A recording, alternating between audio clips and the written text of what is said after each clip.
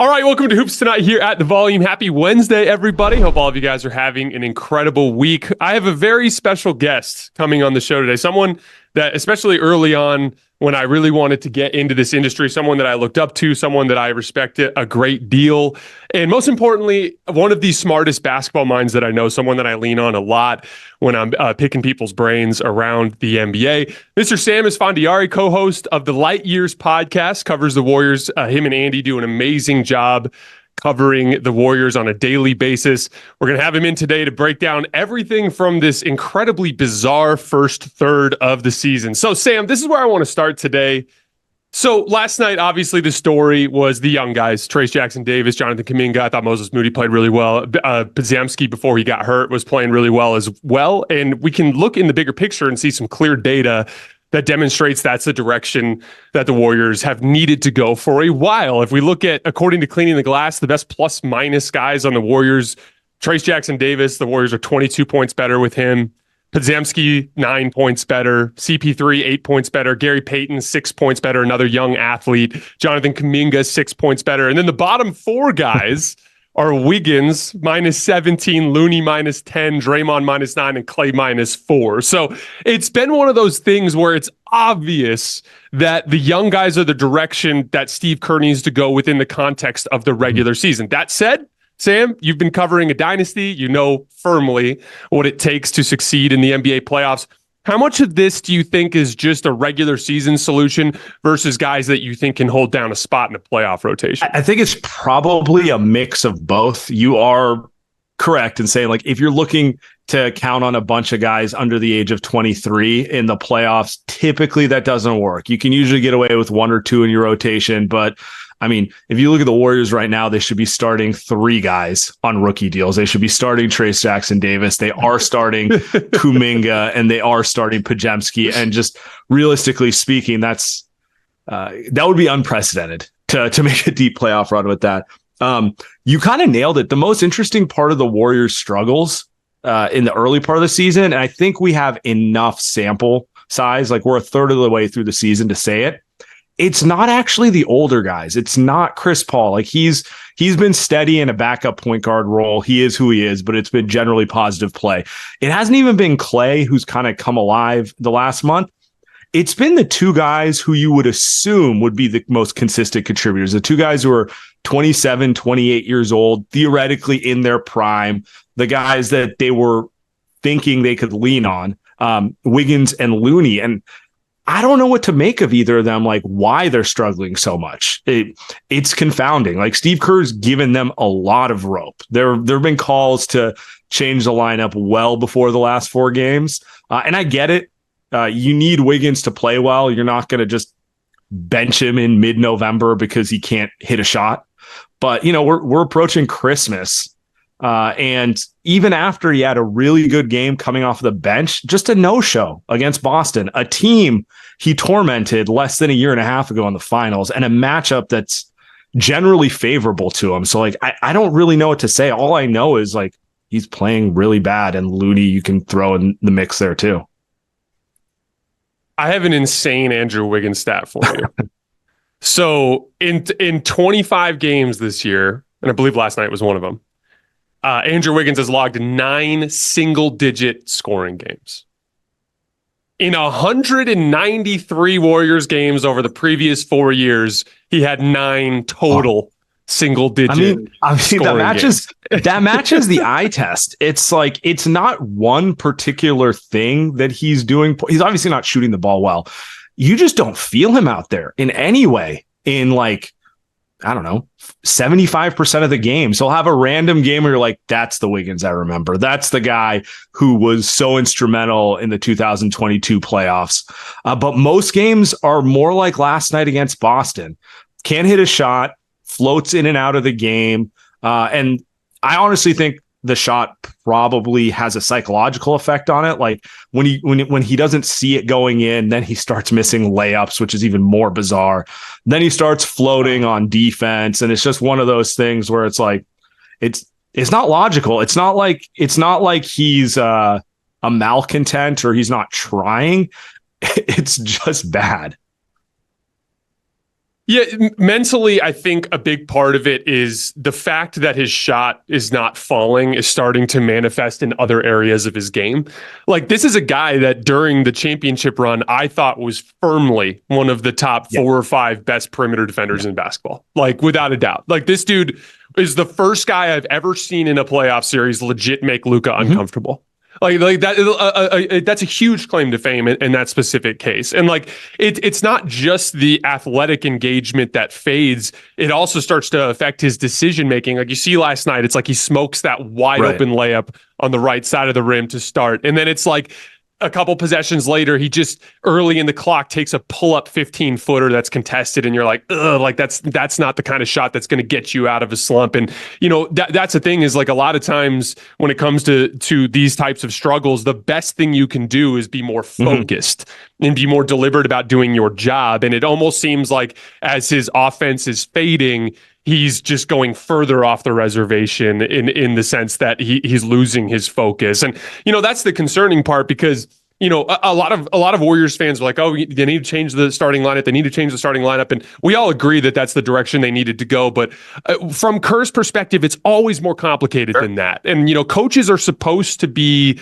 more measured. They're supposed to be able to kind of withstand some of the up and down nature of the emotions of an NBA season and games as well. And like I'm kind of okay with him being late to that party rather than early to that party. And to his credit, he made the shift. And Jonathan Kuminga, I saw you posted this morning the numbers, the difference between Jonathan Kuminga and how well he plays when he's with the starters versus when he comes off the bench. So let me ask you this. Do you think that Andrew Wiggins off the bench is going to send him further down that path? Or do you think this is going to kind of motivate him to be more engaged and to try to work his way back into that It's lineup? hard to say because if we record this pod before the Boston game, I'd say, oh, see, it worked. He was against Portland.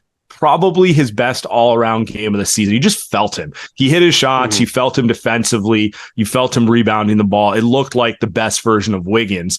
And after I watched the game, I was like, oh, it's only a matter of time before Steve puts him back in the starting lineup. Stroke of genius, blah, blah, blah. And then he just comes out and does this the next game. So I don't know. But I don't think they have a choice because you read those splits, the plus minuses at the beginning of the show. Klay has great splits and Steph has great splits since they took Wiggins out of the starting lineup. Like it was pretty much all Wiggins tearing them down. And if you go into like the plus minus data from earlier in the season, this was true too. It's too easy to say like he's the only problem with the team. They have issues all over the place, but like it's hard to argue that like it's not happening. Every time he was inserted in a lineup, they were playing worse. He wasn't hitting shots. He wasn't really defending. There was no impact there.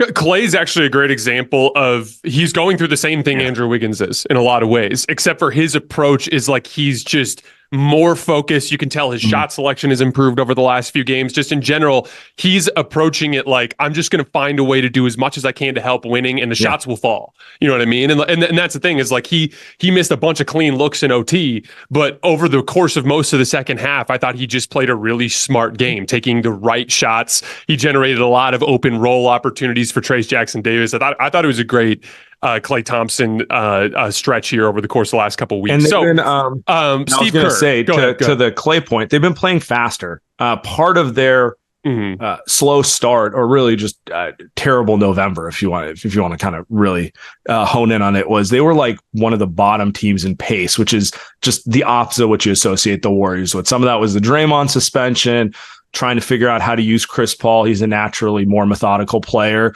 but Klay was the one who I think it affected the most because, you know, he's a movement shooter. He moves off of screens. He's not a half court player. He's not a, dribble, get my shot guy. Like if he does that, he tends to be inefficient. And since they made the lineup change and everything, they look more like the Warriors just in terms of style of play, pace and everything. And if he's open, it's the numbers tend to be favorable for him.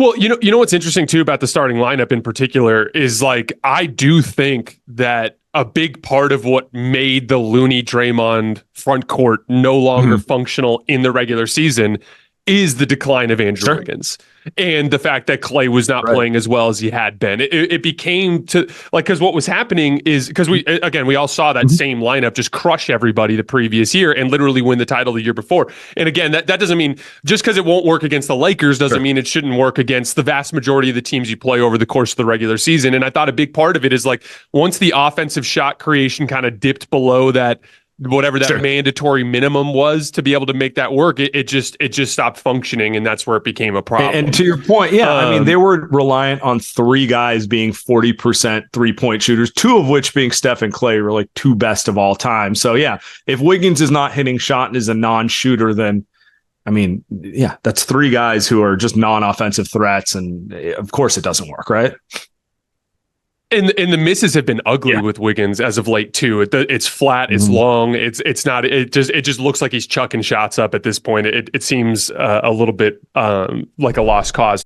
All I want for the holidays this year is some NBA action. This week, new customers can score $150 instantly in bonus bets just for betting $5. An instant dub just for you guys. Download the DraftKings Sportsbook app now and use code HOOPS. New customers can get $150 instantly in bonus bets for betting just $5 on basketball. Only on DraftKings Sportsbook with code HOOPS. The crown is yours. I wanted to talk a little bit big picture. So 16th in offense, 18th in defense to this point, 18th in net rating. They are 3-1 since they changed the starting lineup. They've really struggled defensively in those games, but obviously Draymond Green being out is going to play a role there. They are 13-14, 1 game back of the 10 seed. I do think it's important to mention, and this is something I've been hammering on the entire year. Shams reported yesterday or 2 days ago that Draymond's going to be out basically the rest of this week and then 2 more weeks after that, and then potentially longer. But let's just say through the next 2.5 weeks for as a minimum. If that was the case, he'd miss 9 more games. They play Washington and Portland, then they go to Denver, then they play Miami, Dallas, Orlando, Detroit, Toronto. All those games are at home except for the Denver game. Again, they played one of the toughest early schedules that you saw around the league. And I would argue even without Draymond, it's more likely than not that they're above 500 in that stretch with all those games at home and against some of these lesser teams. So like a lot of this is actually shaped out considering how horrific it looked. And especially on the heels of this recent 3-game winning streak, there's actually like a light at the end of the tunnel here. I think Draymond could return to the lineup and then be close to 500 or over 500. So my question for you is, do you believe this team is worth investing in? I do. I think if you were to look at this team, they're about a 500 team right now. 13-14, they could easily be 15-12, but whatever. They're a 500 team. You insert Draymond, they're more or less the team they were last year to me. Wiggins has fallen off, but Kuminga has gotten better.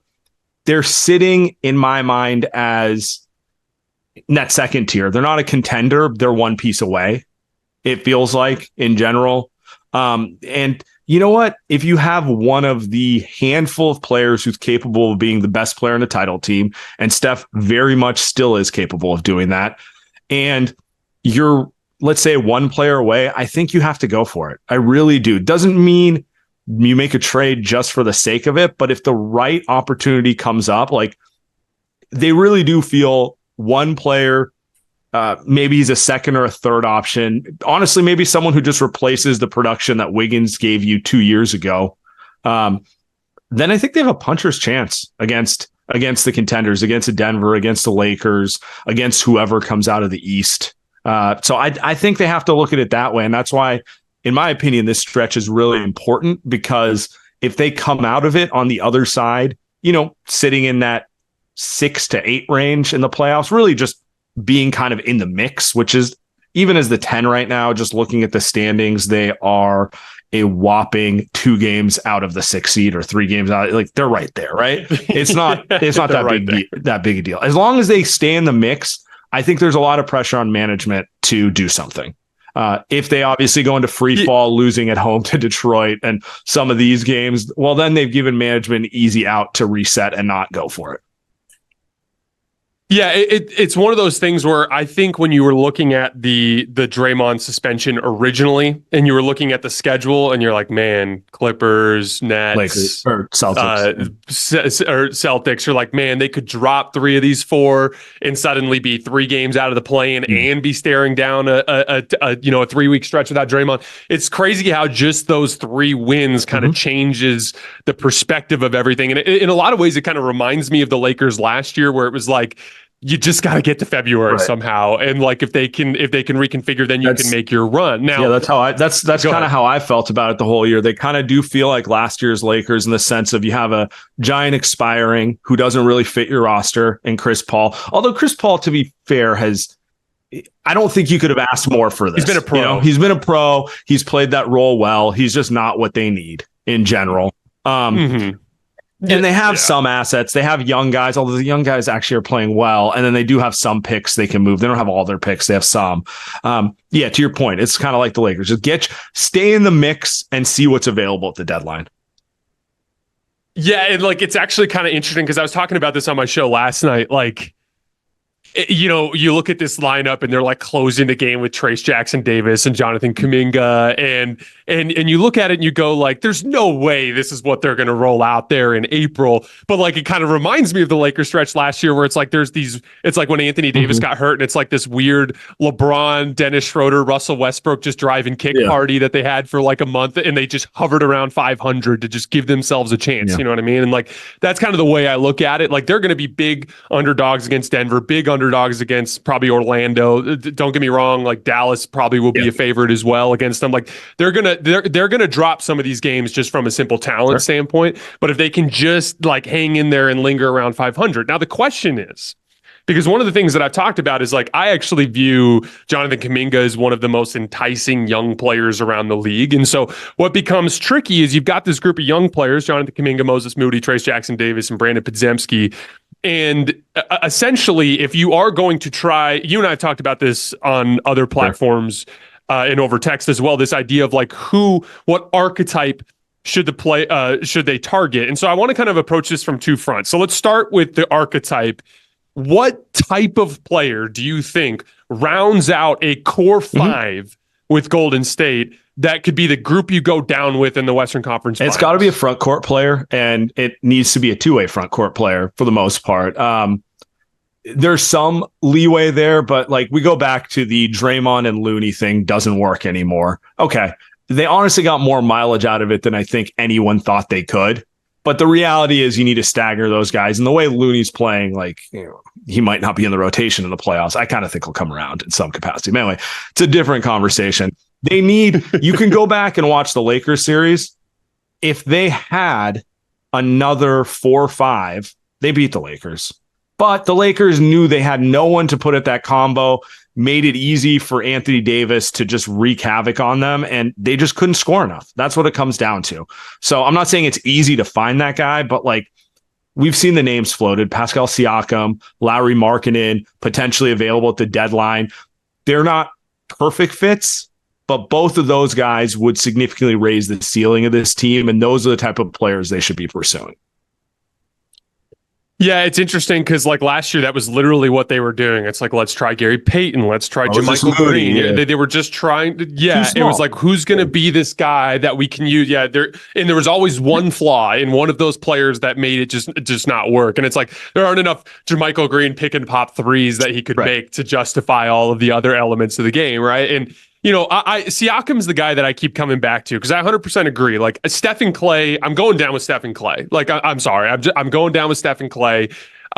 Whether or not it's Wiggins or Kuminga at the 3, that's a decision for another day, and we're going to talk about that here in just a second. But to me, it's Draymond at the 5, Steph and Klay at the 1, 2, and then one of those athletic forwards, and then another type of player in that archetype. And that's why I keep coming back to Siakam, because one of the things that the Warriors have always been very good at is like, even when Steph Curry ends up on switches, they're able to scram him out of it, or or they'll try to hedge and recover to keep him out of the switches, or even when he gets on the switch, they provide excellent backside help and give him a job that he can do pressing up. And like Klay Thompson holds up excellent on switches. Whoever that forward is, Wiggins or Kuminga would hold up. Draymond, Pascal Siakam. That to me is where Exactly. And I start to look at that group of 5 as like, okay, this is something where if I'm Denver and I'm sitting game planning for the series, I'm like, shit, what do we do about this? Like, this is going to be somewhat of a problem. So, but here's where it gets complicated, because that Wiggins Kuminga piece there is going to be the challenge. Because if I'm Toronto, I'm like, sure, yeah, you can have Pascal, but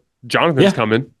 You know what I mean? Like, that's what they're going to say. So out of the Jonathan Kuminga, Moses Moody, Trace Jackson Davis, Brandon Podziemski crew, who do you view in that crew as like indispensable versus like I would be willing to trade for an upgrade for a short window run with? Okay.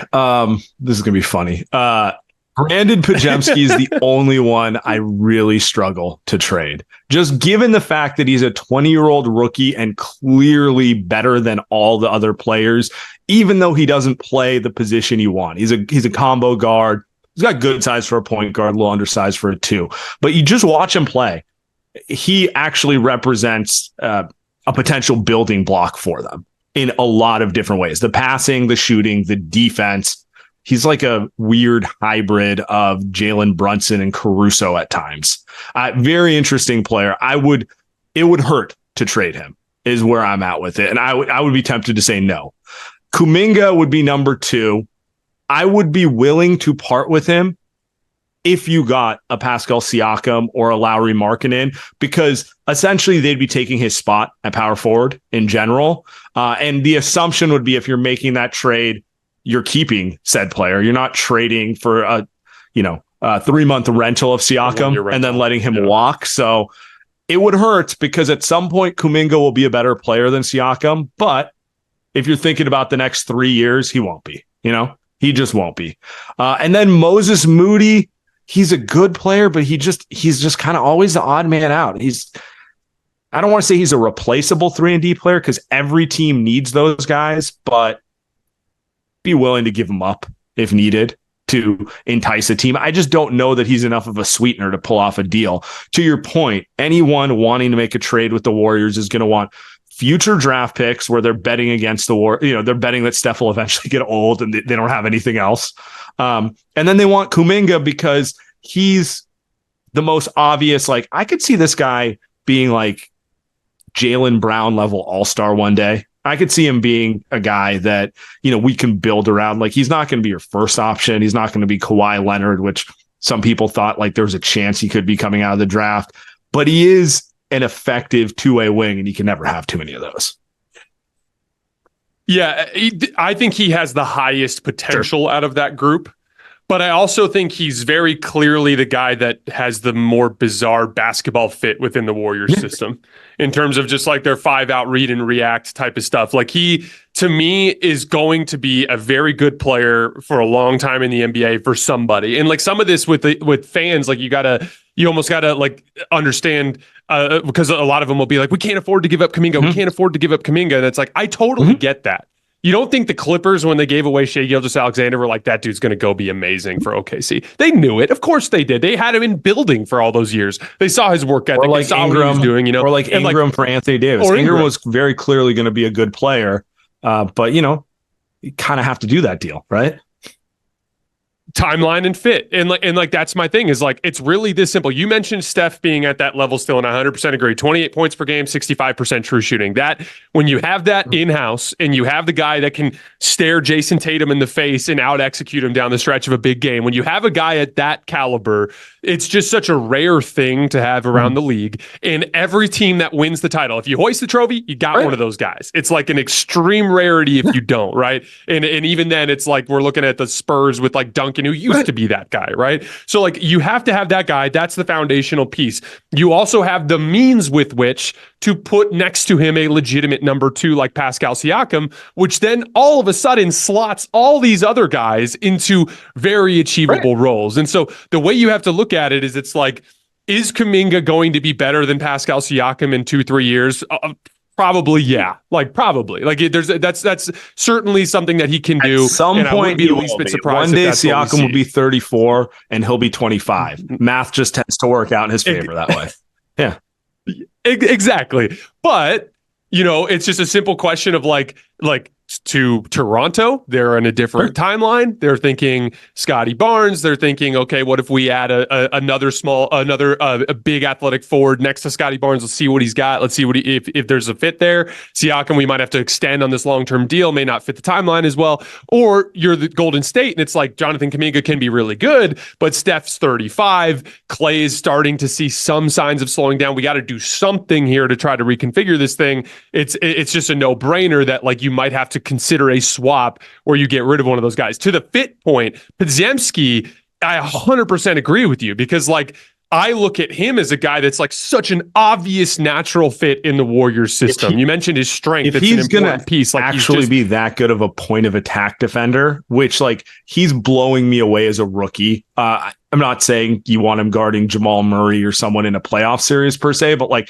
if he's this good now, imagine what he could be in a year's time. That also allows you to slot Klay at small forward significantly easier, where he's kind of better guarding strength than quickness anyway at this stage of his career. So that slotting piece is the big one there. And like, that's where if you get a Siakam and like, let's say you do, one of the other things too is like, we have to factor in that if you trade Jonathan Kuminga and you bring in Pascal Siakam, that may very well end up freeing up rotation minutes for Wiggins to have a larger berth for him to try to figure things out. Because right now, like I look at Siakam as a guy who can also play the same role that Saric is playing on this team, like as essentially an anchor front court player for their bench units too. And like in general, when you start to build lineups, you can keep a Podziemski in point of attack roles that are achievable for him with his level of athleticism. I'm 100% with you on that one. And again, Moody's obviously one of the more expendable appearing players in that group. It's just, to your point, he's not a sweetener. There's no team around the league that's like, man, I need Moses Moody on my roster. They're like, if we took him in a deal, we'd be happy with him. You'd be hoping maybe if you throw him in, you don't have to include an extra pick, right? So then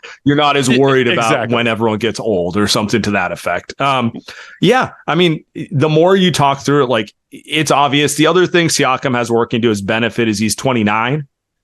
So really, if you feel confident for the next 3 years, he can be productive for you. That's probably the max amount of time you're going to get out of Steph and Klay. I mean, Steph could just continue to defy the odds, but you kind of have to take these in like 2 to 3 year increments at this stage, right? Makes sense. He's younger. He can carry more of a load for you and help you preserve Steph, because end of the day, when you get to like serious playoff basketball, you're going to need like the best version of Steph to show up. Well, one of the things that Siakam brings to the table too that the Warriors never really had is he brings a guy that you can start using for an alternative method of offensive attack.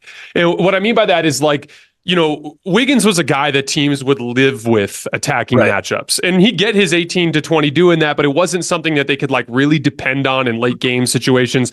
Now imagine a situation where Siakam has to be guarded by a bigger forward and Steph is guarded by a quicker point of attack defender, and you now open up a two-man game there where you can now, you know, throw the ball down to the block to Pascal Siakam, and he's been one of the most effective post players in the league this year, attacking matchups. It gives you just a different look because, again, you mentioned the Lakers series. That was a big part of it. It wasn't just the fact that they didn't have five-man groupings that could thrive around Steph and pick and roll. It was also that it just had to be Steph pick and roll every time. They didn't have another action they could run that could dependably generate quality shots. And so to me, like Siakam is that guy too, where like I think the Warriors might value him a little higher than some of the other teams out there who might be targeting bigger fish, like a Lauri Markkanen, like a OG Anunoby. I think is someone that some teams will probably view as a better player than Siakam. So like Siakam, I think is an achievable goal as well, and I think that goes a long way towards like making it more one tenable. Of the Warriors' other big issues is shot creation. It's kind of they move the ball, they get a lot of mileage out of guys who can't create their own shot,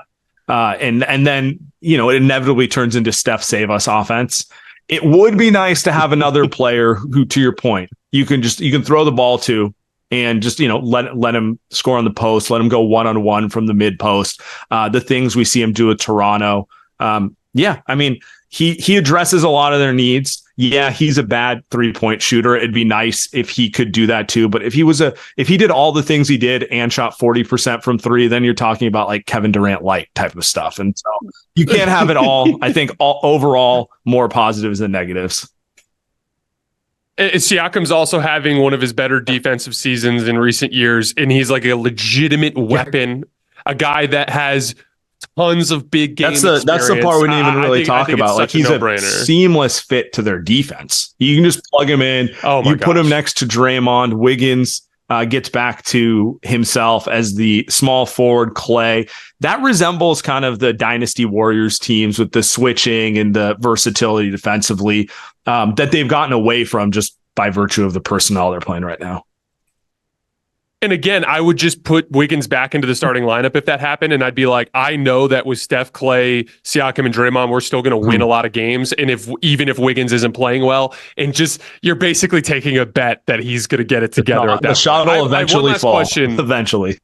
Yeah, exactly. And then trickle down into some other things. So I have one last question for you before we get out of here. So as you and I both know, the just about every fan base out there blames the coach anytime anything goes wrong. And I think we all agree that Steve Kerr has made some mistakes this season. I think there are mistakes of, it's funny, I've been watching the show on Apple TV called For All Mankind. Okay. And like there's like these older astronauts, and like it spans over decades, and like we're to the future now, and all the old astronauts are mad at all the young people, and they're all like kind of, stuck in their ways, kind of get off my lawn type of people.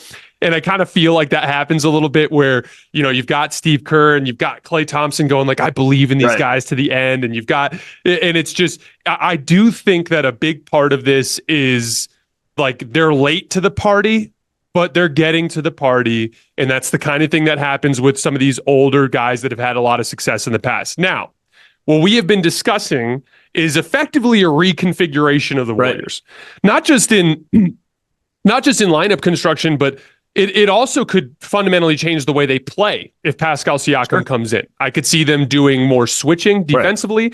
I could see them offensively running more heliocentric stuff where they do spam a specific action like a two-man game with Steph and Siakam, or it's a reconfiguration. So my question for you is, do you still believe in Steve Kerr as the guy to lead this configuration of the Warriors, or reconfiguration of the Warriors? Yeah. I mean, look, no coach is without their idiosyncrasies that annoy you, right? And part of the struggles this season is like this roster really needs a coach who's better at development, who's more trusting of young guys. Like the OKC games stick in my mind just because they got beat by Chet Holmgren hitting game-tying threes twice. Like, what are the odds of that, right? But in both those games, I would point to someone like Mark Daigneault was just making so many subtle adjustments down the stretch, whereas Steve's very much a I trust my guys type of guy, and he doesn't have that type of roster. So, yeah,